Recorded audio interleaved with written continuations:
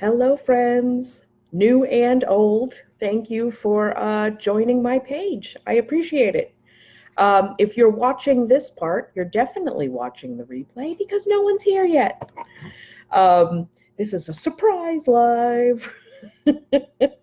um, I'm just going to check to make sure that I'm actually live online, that everyone can hear me and see me. Right now. So let me check my page. And I'm here. All right. Good stuff. Good stuff. All right.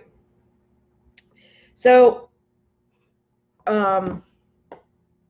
I felt pulled to go live today because I realized that although I talk about my journey to health, my journey from dis-ease to healing, I've never really talked about the as a whole. I kind of, each video may contain a little piece of the story, but I know a lot of people are curious as to how I have gone from so sick to functioning, which is a miracle. So I want to talk about that journey a bit today, and hopefully that will help some of you who are out there who have a chronic condition, or even if you don't, if you hope to prevent one, hopefully you'll take away something from this regardless. And we all know someone with a chronic condition in our lives, right? Someone with asthma or heart disease or fibromyalgia, chronic fatigue. All of these things can be helped. First and foremost, I am not a doctor. I do not play one on TV. You should always 100% visit your doctor for any medical treatment, any medical advice, and continue to follow your doctor's recommendations. We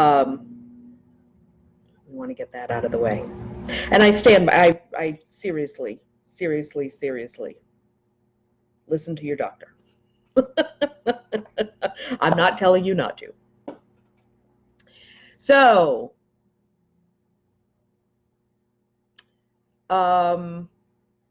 what we're going to talk about today specifically is going to be those chronic conditions that come on later in life, right? Not necessarily those things we're born with. That is typically something that, a lesson or whatever that comes into this world with us. So I'm talking about those things that develop over time. And they may develop early in your life. My illness started when I was like 10 or 12 years old. It doesn't have to be something, far in the future, but something that you weren't born with that has developed over time. We're also not going to talk about depression or anxiety today, but I am going to do another video about that in the future because I think that is super important, and there's energetic causes behind that as well, but in a slightly different way. Depression is applicable to what we're talking about today. Long-term chronic depression is also applicable to what we're talking about today. So if you do suffer from depression, please do listen to what we have to say, and anxiety too. I mean, it's applicable, but there is some slight differences, and we're gonna talk about those. All right. If you are here watching, please say hello. Let me know you're here. I appreciate you appreciate you watching today. So, all right, where to begin? Where to begin? So physical illness. Physical illness. So we come into this world whole, as a whole being, okay, in the way that we're intended to be. And we can think of that whole being as a state of ease, right? A state of ease, a state of contentment. But physical illness causes dis-ease. So dis-ease in our energetic makeup. All right. So let's see. So we are energetic beings made up of, sure, we're made up of this physical body, but matter and energy are interchangeable, right? So we're made of physical matter, which is made of energy. But beyond this physical body, right, we also have, what a lot of us will call a soul, or a higher self, or an inner self, or and that is energy, pure energy. And hi, Wade. So glad you're here.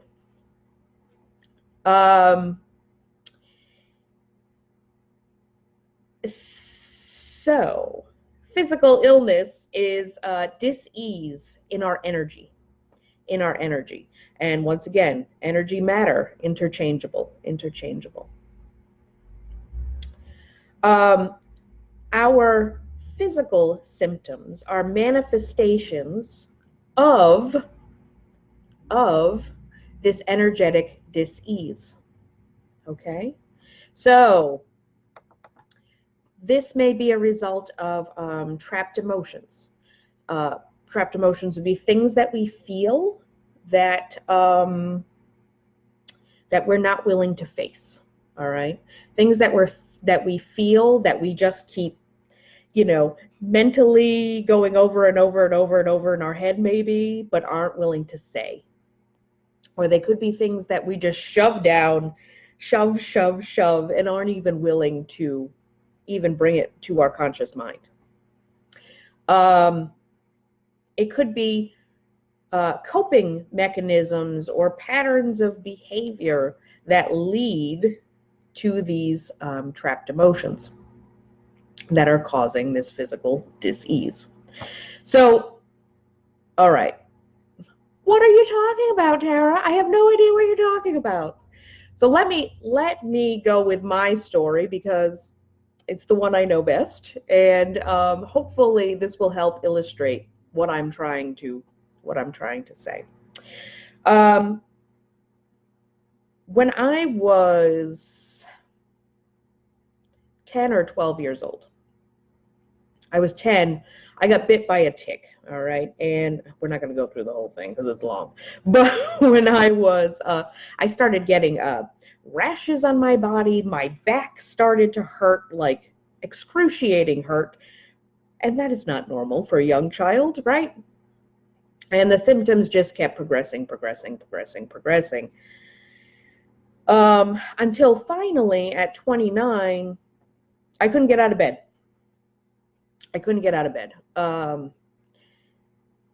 So not to say that I was in bed 100% of the time, because I was not, but I was stuck in bed a good 85 to 90% of the time. There were days I was wearing diapers. There were days I couldn't speak. And I was having seizures, and I was a mess. I was in excruciating pain all the time. I was weak, so weak, at 29 years old. And so I went through, the fighting to get better. I went through that part, and then it was And it was a fight. It was a fight, and a lot of depression set in, a lot of things like that. So it wasn't easy, and these things did not happen overnight. But around the age, so it set in about 29, around the age of 32, it finally all came to a head, and I recognized that, I don't know, it was like a switch flipped in my brain. And I was just, I realized that if I were to express my gratitude every day for just one tiny thing, that maybe things would turn around for me. And I'm honestly not sure why that idea occurred to me. I have no idea, but it did. And well, now I know why, right? My guides were like, hello. But at the time, I had no idea why that happened. And so, all right, start expressing my gratitude for things, and continue to look for physical, what pills can I take? What treatments can I do? Anything in the physical that would help me. And I tried everything, absolutely everything, with mixed success. Well, almost no success, right? Because I was still stuck in bed most of the time. So yes, Wade, yeah. Yeah, Lyme is, it's not fun. It's not fun. I agree. It is incredibly painful. And yeah, I wouldn't wish it on my worst enemy. However, today, looking back on it, I'm thankful for it, as weird as that may seem. And so, a couple of years after that, I'm glad you're managing it. I'm glad you're managing it. Hopefully today, when what we're talking about will help you go from just managing it to starting to really, really, really heal it, right? So I started asking. I recognized that if physical work wasn't helping, right? If physical treatments weren't helping, if the medical community couldn't help me, then I started to ask, well, what was I doing to contribute to it? And that's a really hard question to even ask. It took me, I don't think I started asking that question until about the age of 35, right? And even then, I would ask it and then immediately say, no, no, no, no, no, I'm not doing anything to contribute to this. I'm not doing anything to contribute to this. I think the distinction is that a lot of us with chronic illness, we're told by the medical community, especially us with those weird chronic illnesses, Lyme, fibromyalgia, chronic fatigue, those things that like ebb and flow and come and go. We're told that it's in our head. We're always told that it's in our head. It's conversion disorder, right? As a woman, that used to be called hysteria, right? So it's not in your head. I'm not saying that. It is 100% real. They are real physical issues. You are suffering 100%. They are not in your head, and I'm not trying to imply that they are. I'm glad you can understand being thankful for it. Yeah, a lot of people can't, and I know why. But yes. So, but I started asking that question to myself: what am I contributing? What am I contributing to this illness? And it wasn't me blaming myself and putting it in my head and saying, oh, I must be thinking negative thoughts. I must not be, I must not have a strong faith. These are all things I've heard, you know. It's none of that. It's none of that. It's patterns of behavior, it's trapped emotions, it's the way we are programmed by society, by our families, the masks we have to wear in order to fit into to polite society, to normal society, right? It's also our reactions to the opposite reactions too, right? Because some of us are like, I'm not going to fit in, and we make it our life's mission to not fit in, right? But that is also a mask we wear, right? It is also a mask we wear. Um, yes, it got into my brain too.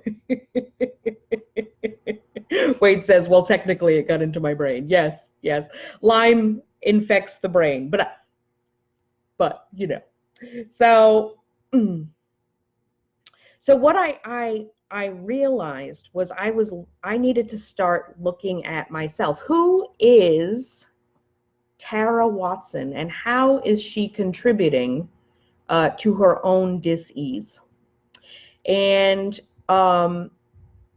we're going to start with the first one, and I'm going to give you a perfect example of this first one. People pleasing. People pleasing.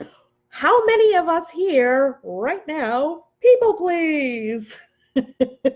Or have in the past, right? It's ingrained in us, right? That we are supposed to do more for other people than we do for ourselves, because if we put ourselves first, that is selfish, right? And we need to always be thinking of others before we think of ourselves. And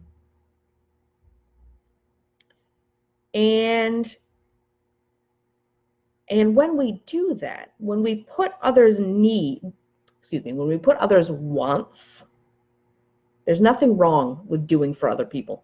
Absolutely nothing wrong with doing for other people. I encourage it, right? That is what I'm trying to do, right? Is to do for other people by sharing this message. I encourage you to do for other people, but you have to start by helping yourself. You know, the analogy of putting on the oxygen mask in the airplane before a child. You can't pour from an empty cup, right? You have to start with yourself. You have to start with your own needs.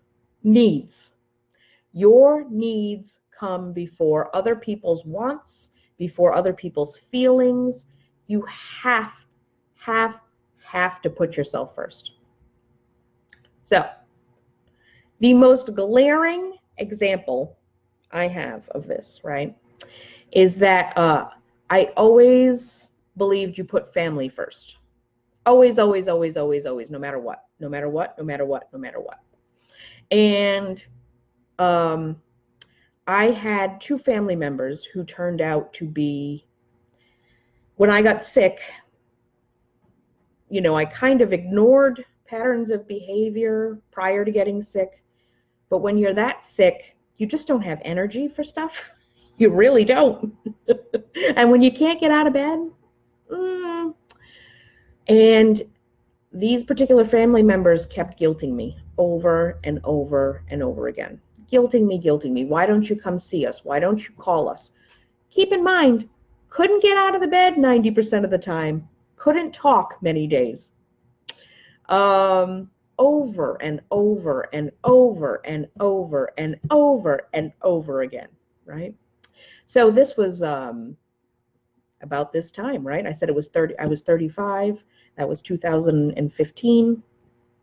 And that is when I finally just had enough. This is an extreme example. We don't always have to cut people out of our lives, but we need to erect boundaries around our needs. This ended up coming to an extreme that I don't think we all need to do, right? But this particular example warranted it. And I ended up just completely fed up, and I cut them out. I cut them out completely. Now, they were treating me like garbage. And I was putting up with it because they're family, right? That was my rationale. They're family. They're family. You don't cut family out. You take whatever crap family gives you and you just know that they love you, right? That's what you do for family. You just know that they love you and you take it and you take it and you take it and you take it. Except, no, no, no, no, no. If your family members are treating you like crap and they're taking advantage of you, it doesn't matter that they're family members. It really doesn't. And you have to erect boundaries. You have to erect boundaries. But this had gone well beyond me erecting boundaries, and so I ended up cutting them off. Within, I am not exaggerating at all, within 3 months, I got the flu and pneumonia, which sounds horrific. But that flu and pneumonia landed me in the hospital for 4 days, where I had an extremely high fever. That fever kicked my immune system into gear somehow, or something happened.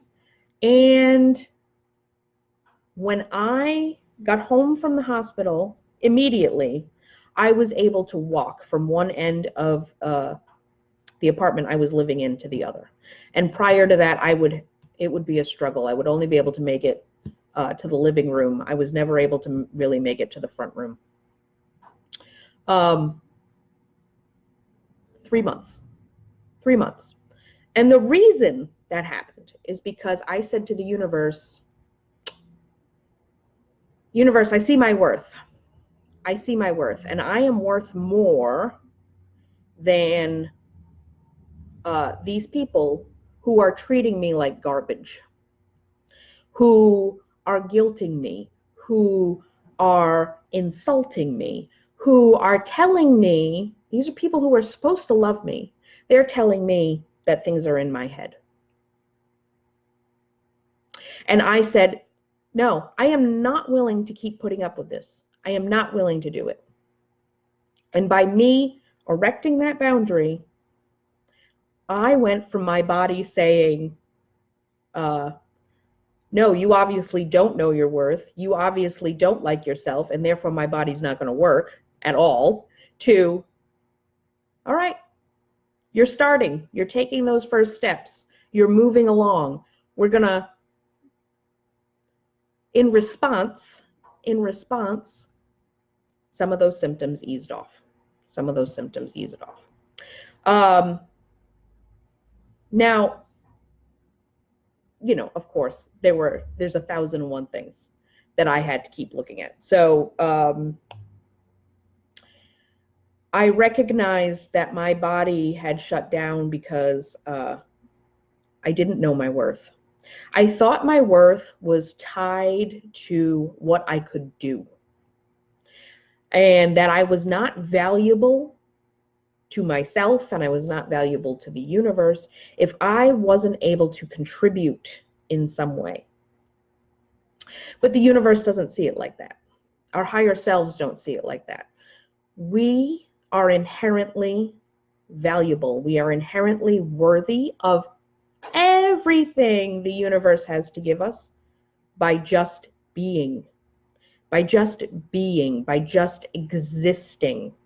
That base level. So what the universe did was bring me back to that base level where I couldn't contribute at all. And said, you need to find your worth and you need to find your value by just being. And that's what I did. I finally found my worth and my value. That's all it took. Right? That's all it took. And your ego is saying to you right now, oh, that's stupid. No. I have a physical issue. There's got to be a medicine. There's got to be a treatment. There's got to be a miracle of some kind to get me well. And that is your miracle. That is your miracle, right? To look inside. It's the deep dive within. That's where you have to go. That's where you need to go. That's where you need to find your miracle. And miracles happen. I'm living proof, right? But it required work. It required work. It required looking at all those things that I had shoved deep down inside. Because before I got sick, I could not tell you that I didn't value myself. I could not tell you that I didn't know my worth. I couldn't tell you that the only way I thought I was worthy of anything was by doing. I couldn't tell you those things because I didn't know them. Consciously, I didn't know them. It required examining those patterns of behavior and erecting boundaries with myself, with other people, in the external world, to see my own value. So some of the other things, my perfectionist tendencies, right? I couldn't do. I had to leave things, good enough. And that really messed with those perfectionist tendencies, right? Like things, if they got done, which was a big if, they only got done to the level that I could do them, not to the standard that I would have liked. This is another big one that we all have. And, the perfectionist tendencies come out in different ways, and we all have them around certain things, right? So some people it's cleaning. That is not my perfectionist tendency. Some people, things have to be perfect. They can't be one speck of dust anywhere or one spot anywhere. Some people, it's perfection in schooling, for instance. There's mine. Making sure that I was always, perfect in that regard. Perfect in my, the other one is perfect in my behavior. Lining up to what society thought I should behave like. And keeping myself in that box, and not going out of the box, not recognizing that constantly, oh, I should do this, oh, I should do that, oh, I should do this, oh, I should do that, was not healthy, was keeping me in this constant loop of doing things that I should do, not the things that bring me joy, not the things that bring me contentment. I was just in a constant frazzled state because I wasn't doing what I should be doing. So, society tells us, we should go to school and we should get married and we should start a family. And so I went to school and I got married. I didn't start a family. I put my foot down on that one. But those were not the things that necessarily were meant for me to do. All right? I was always an excellent student, but kind of dumb in all the rest of the other things, right? Like just knowing myself,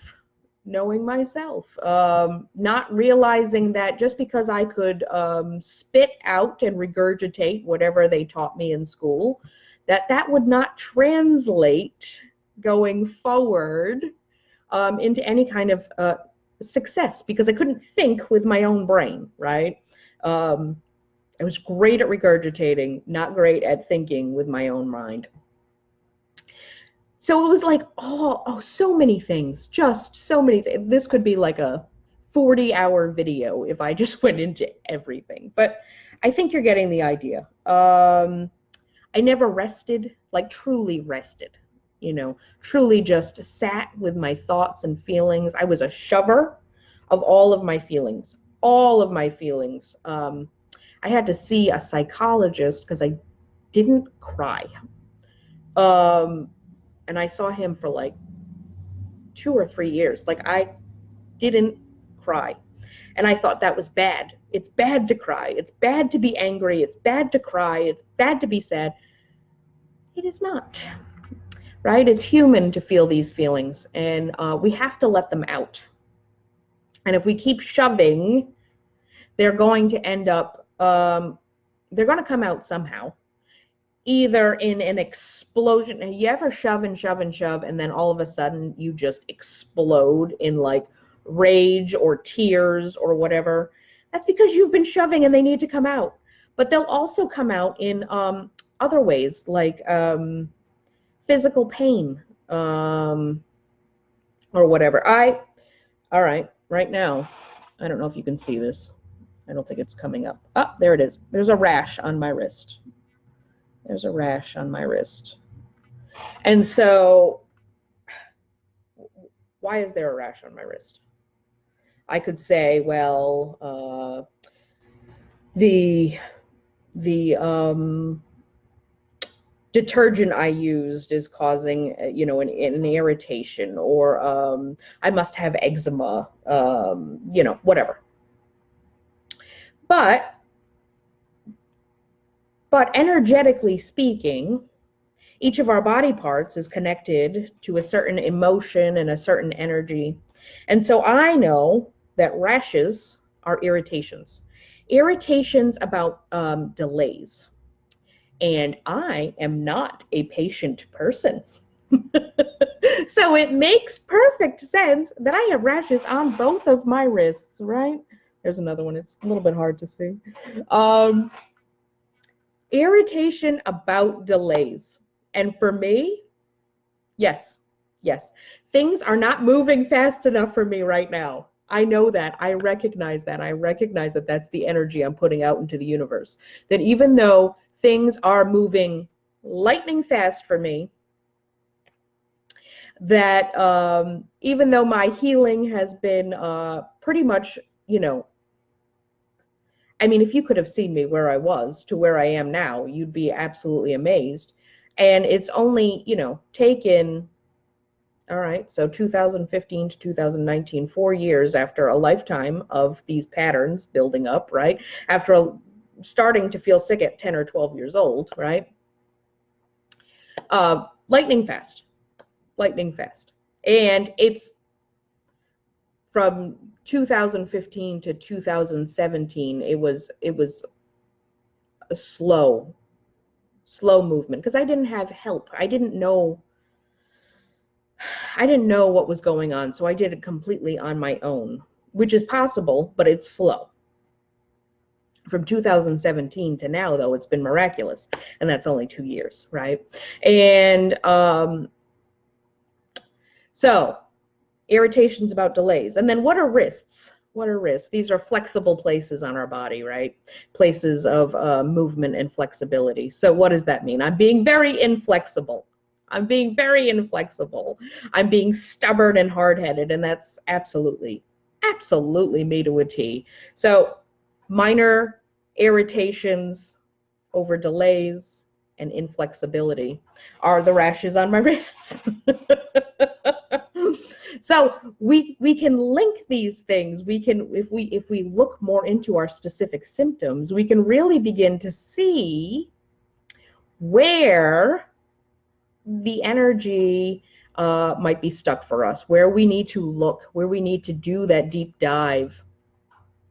So I recommend this book, You Can Heal Your Life by Louise Hay. It's an old book, but it's a good one. There are a lot of exercises in here to get you to think about that deep dive. You can work with a healer. That's another way. So for instance, if you were to come to me and we were to do a healing appointment, and you are only willing to have me do energy work on you to heal things, I could absolutely, if you say you came to me with a migraine, I could absolutely take that migraine away. But if you don't do the work, if you don't do that deep dive, that migraine is going to come back 100%, because that pattern of behavior, those trapped emotions are still stuck there. Or they may be released at that point in time, but then you're putting them back, right? You're making them stuck again by not changing that pattern of behavior and those coping mechanisms. As a healer, me and every other healer, we don't heal you, all right? What we do is we remove obstacles for you to heal yourself. So what does that mean? We can show you where you need to take that deep dive. You know, your people-pleasing tendencies, your perfectionist tendencies. We can help you spot those. And then we can help you examine them, right? We hand you tools, and we may hold your hand and we may guide you, but we can't do the work for you. You need to do the work, and it's hard freaking work. It is hard. It is scary work. And I don't say that lightly. I mean it. It is hard work. It is probably the scariest thing a person can do, is to examine their own behavior, is to see where they're screwing up. And it's not really a screw up, right? But to see where they're hurting themselves. And we all hurt ourselves in various and assorted ways.